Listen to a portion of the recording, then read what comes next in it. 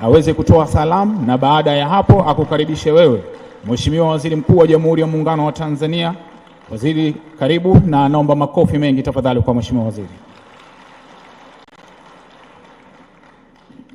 Mheshimiwa Waziri Mkuu wa Jamhuri ya Muungano wa Tanzania Dr.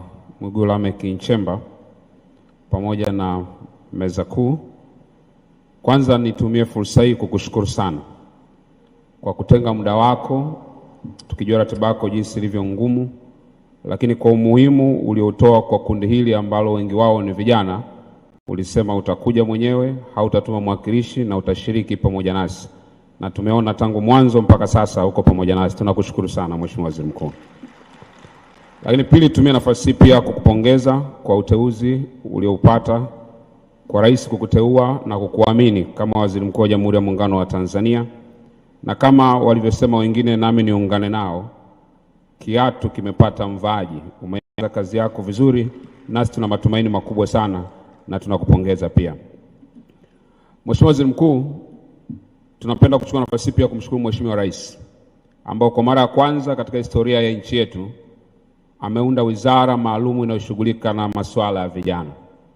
Kwa muda mrefu masuala ya vijana yalikuwa yanashughulikiwa kama sehemu ya idara ndogo, lakini kwa kutambua umuhimu wa vijana katika taifa hili na kutaka kutufanya tuwe sauti inayosikika, lakini pia kushiriki katika masuala ya msingi, alitangaza na akatenda kwa kuweka sisi kama wizara. Katika muda mfupi ambao wizara yetu imeundwa, tulipata nafasi ya kuwafikia vijana katika maeneo mbalimbali, na tulijitahidi sana kwa kutumia falsafa zetu 3 tunazotuongoza, kwa maana ya kufanya mambo kwa kasi, kutumia teknolojia na kufikika.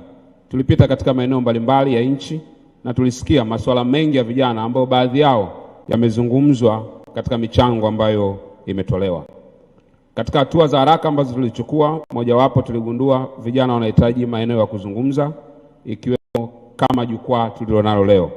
Na sisi kama wizara, Mheshimiwa Waziri Mkuu, tarehe 10 tutazindua jukwaa maalum la vijana ili linaloitwa Vijana Platform, ili kuendelea kuwapa vijana sauti sawasawa na dhamira na nia ya Mheshimiwa Rais, ili masuala yao yawe yanasikika katika mfumo rasmi na yaweze pia kufanywa kazi.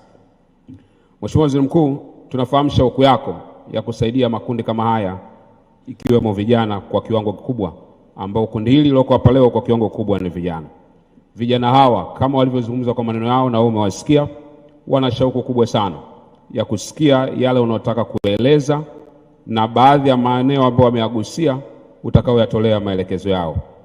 Nikukaribisha sasa uweze kuzungumza na vijana walioko mbele yako kutoka makundi yaliyotajwa, na mimi kama waziri wa maendeleo ya vijana niko tayari pia kupokea maelekezo yanayohusiana na kundi la vijana. Karibu sana na tuko tayari kukusikiliza. Hapa.